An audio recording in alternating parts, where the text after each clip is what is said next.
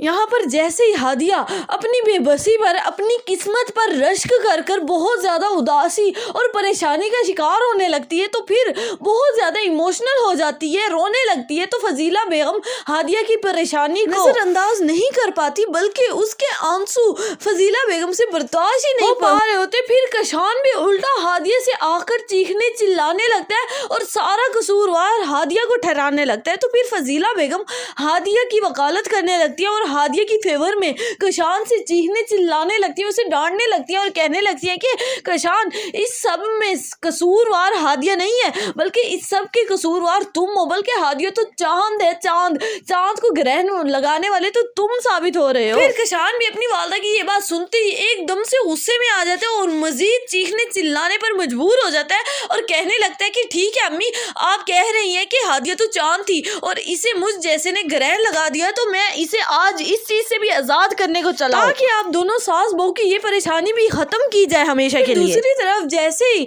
आशिर को मनाहिल के साथ अच्छा वक्त गुजारता हुआ बतूल देखती है, तो बतूल से ये बर्दाश्त नहीं हो पा रहा होता। फिर सरवत बेगम से जाकर कहने लगती है कि आंटी, आशिर हर सूरत मनाहिल को चाहता है और उससे दूसरी शादी करना चाहता है, आप इसमें उसका साथ देंगी, मुझे उम्मीद है, यानी मेरा कोई सहारा बाकी नहीं रहा। आशिर अपनी दूसरी शादी के लिए आपको भी मजबूर कर ही देगा। फिर सरवत बेगम बतूल की ये बात सुनते ही बतूल से कहने लगती है कि नहीं बतूल, मैं किसी सूरत भी आशिर का साथ नहीं दूंगी, लेकिन अगर मुझे मजबूर होना भी पड़ा आशिर की दूसरी शादी के लिए, तो मैं पहले उससे ये बात मनवाऊंगी कि आशिर अपनी मोहब्बत हासिल करना चाहता है, तो फिर तुम्हारा भी हक है कि तुम्हें भी तुम्हारी मोहब्बत हासिल हो। किसी सूरत भी मैं आशिर की दूसरी शादी कभी नहीं होने दूंगी। आपका क्या ख्याल है कि अब बतूल साहिल को दोबारा अपना पाएगी, अपनी मोहब्बत हासिल कर पाएगी और आशिर को दूसरी शादी की इजाजत दे देगी? अपनी कीमती राय से आगाह करना मत भूलिएगा नीचे कमेंट सेक्शन में। अगर चैनल पर नए हैं तो चैनल को सब्सक्राइब कर दें और वीडियो को लाइक कर दें। शुक्रिया।